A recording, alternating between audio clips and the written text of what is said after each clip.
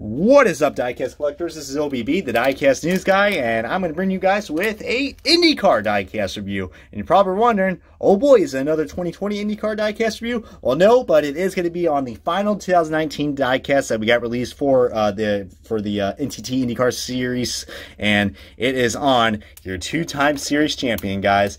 This guy is fast, and watch out for him when we get this 2020 season back up and running. It is going to be on the one and only, the great American, Josef Newgarden, in his number 2 Hitachi Chevrolet Dallara for Team Penske. This is the car that he drove and unfortunately did not win at Laguna Seca, but there are other races that he did win at, but we'll get into in a second. But my God, guys, this is a great diecast I picked up along with the Zach Veach 2020 164 from DDK Collectibles on eBay. That is DDK Collectibles on eBay. Pretty fast with shipping, and yeah, you do pay for shipping, but that is included with the diecast, so it rounds up to about like 9 to it's an estimate of between 9 to 11 bucks right there, but usually these retail for $9 without shipping, so I mean, not a bad deal to begin with. But there's one thing I love about Greenlight Collectibles, and that's not only their diecasts that are mostly made out of metal, but it is their packaging, guys. I mean, over the years, as you can see right there, I mean, look at my Greenlight collection, guys. They know how to make really cool packaging, guys. I mean, they really know how to do that, guys. Also, shout out to the diecast that we're also going to do a comparison to. Here's his 2017 car. But, I mean, Greenlight really knows how to make really cool packaging. I mean, there's all your former champions, so shout out to all those, including the GOAT, Scott Dixon. But this one right here in particular is really cool, guys. I mean, you see right there, Josef Newgarden holding the Astor Cup for the second time in his career. Really freaking awesome. I mean, we all know who won the Laguna Seca race, which was the young lad Colton Herta, getting his second career win in his IndyCar season. But then there's all the stats if you guys want to see that. I mean, this guy is very underrated, but we're going to be talking more about him in a second, and also give a little quick shout out to some Newgarden fans. So anyways, guys, let's go and kick off this diecast review, and let's get a closer look at the reigning champion, Josef Newgarden. Alrighty, guys, here we go. We got the diecast out of its box, and my God, this diecast is so cool. I mean, I know the hardcore IndyCar fans are going to be like, Brian, this car ran in Laguna Seca. It's on the wrong mold. Well, Greenlight Collectibles does not make the they only make the oval configurations, because apparently, I mean, I guess they sell a lot more, but I mean, or just Greenlight is very lazy. But I mean, it's still a nice looking car. I mean, yeah, in terms of accuracy, it is very inaccurate. This is supposed to represent the livery scheme of the Hitachi car in the road courses. But as you see, it's on the oval mold. So whatever, though. I mean, we have not seen the road course configuration mold since Hot Wheels, and Greenlight, you know, they really, I mean, they usually don't make their diecast for the road course configurations, because if you guys don't know, for any new fans out there, Indy cars do run. I almost said Rovals. Holy crap! Damn, NASCAR, what have you got me into thinking now? Ovals and road courses. Holy crap! But yeah, guys, I mean, if you guys are familiar with the Hitachi scheme, even when Elio drove it as well, I mean, this one should definitely ring a bell, because this is a great looking diecast. I mean, it is cool. I mean, this is the second time we've got a Newgarden championship car with the Firestone Reds, along with his 2017 championship car, which I'll be showing in a second with the side-by-side comparison. And yeah, Greenlight does have their flaws. I mean, look at that. I mean, we got some sort of red blemish right there. It looks like the car is bleeding, but hey, I mean, is that blemish? Yeah, it is. Yeah, so, you know, Greenlight's not perfect with their flaws as well, but think about it, guys. There's only about, like 20 employees that you know, that make these diecasts and ship them out. I mean, so Greenlight Collectibles is a very small organization, and with the quality they put out on these diecasts, I mean, you can't complain with what they offer, because they've done a really good job. I mean, yeah, they have slacked off the last few years, but they really have done a good job with this IR18 mold, and so far it looks like they're doing good with the Aeroscreen cars for 2020. Can't wait to review more of those for you guys, because I can see there was a lot of hits with the Zach Veach car, so appreciate that. But let's get down to just look at this car, guys. I mean, this is a relatively simple looking livery, as you can see right there. For any new fans out there, that is what we call the paint schemes in IndyCar, liveries. So I mean, I'm sure the F1 fans know that as well, but this is IndyCar we're talking about. But it's cool to finally have the NTT IndyCar Series logo right here, because the diecast I'm going to show you guys a comparison to is the regular release that we got, which was, ironically, this was one of the first diecasts ever released in 2019, and then we end with the final diecast release 2019. So kind of funny how that ends up right there. But some big differences that we got going on. It looks like the decal's a lot more better and more clear.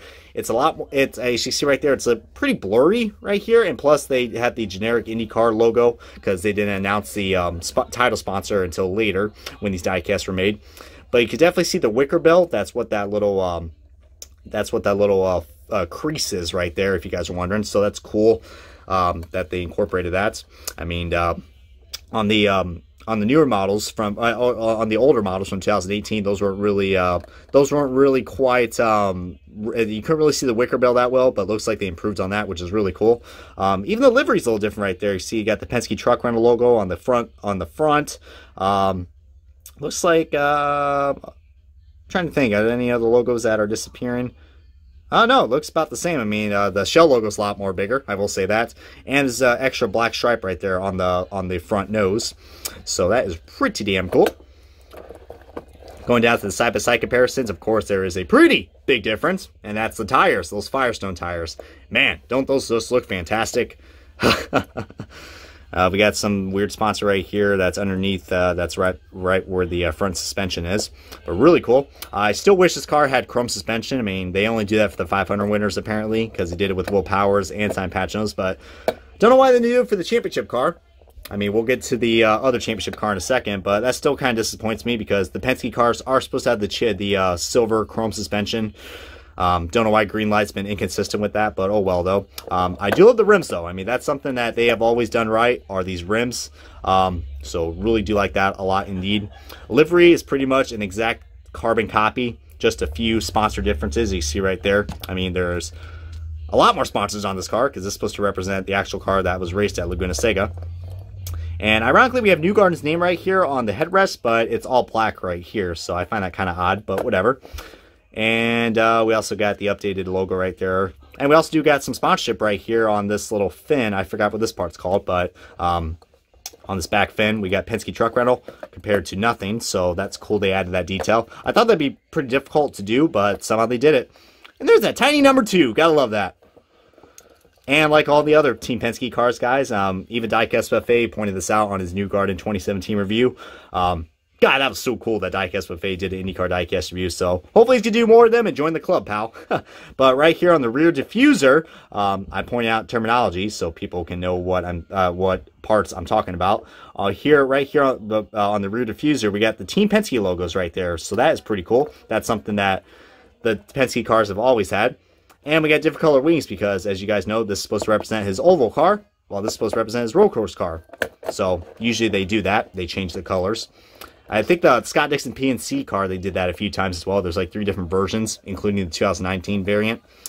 And this side's the same as the other side, like my good buddy Race Day 2011 always frickin' says.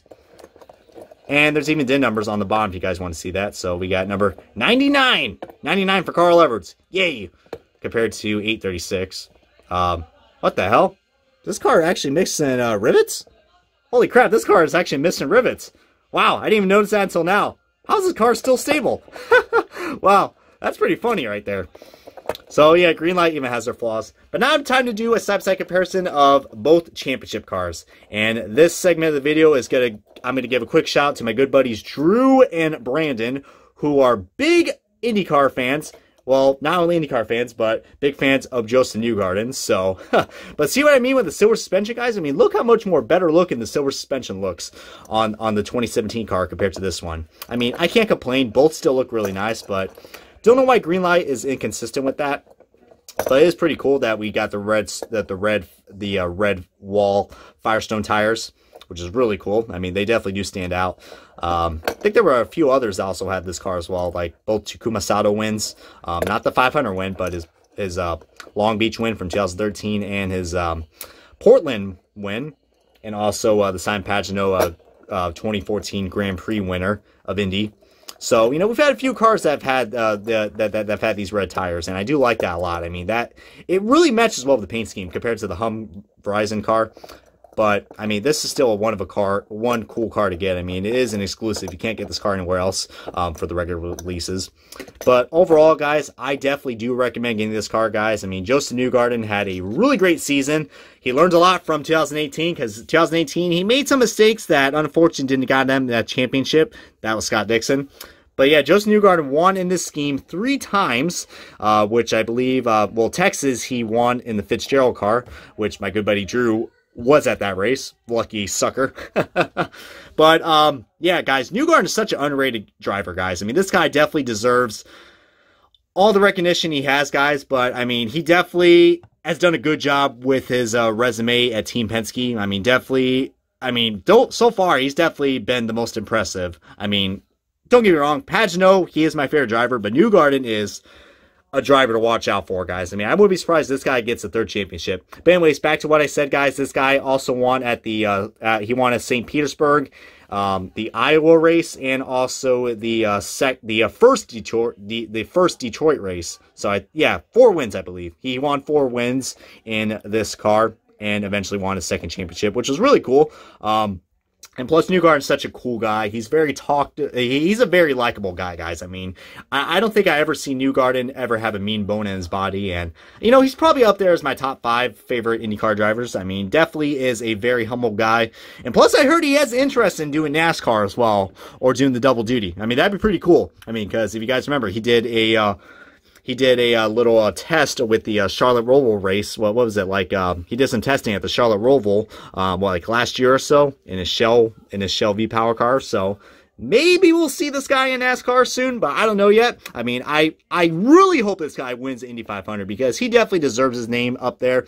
Plus, you know, it's kind of a requirement for Roger Penske to win the Indy 500. I mean, that's practically, let's say, Will Power's job and Simon Pagino's, especially Pagenaud. I mean, God, what a good time that was, and hopefully he can get it back, but I wouldn't mind if this guy ends up getting it. But anyways, guys, this has been a diecast review of your 2019 IndyCar Series champion. I almost said Verizon IndyCar Series champion. Holy crap, Ryan.